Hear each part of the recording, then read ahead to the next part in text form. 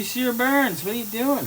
Putting a, almost a fuel line, brake line. Finishing it up? Actually, in the spot it's supposed to be in. Nice. Not with this. That janky weird T mess. Which is weird. I don't understand why they did it. Because all they did was, the line was bowed out. And all I did was undo this little bracket thing right here.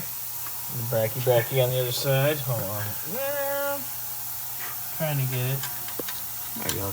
Yeah, it's over there. We know where it is. So, now that I did that, I can move the line and actually put it straight in. And we got wheel cylinders. Wheel cylinders are in. With lines all hooked up and tightened. They're all tight, ready to go. Yep. And I've been knocking the parking brake things off the old shoes.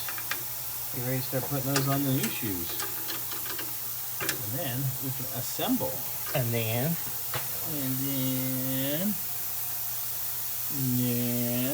well, look at us. Come on along.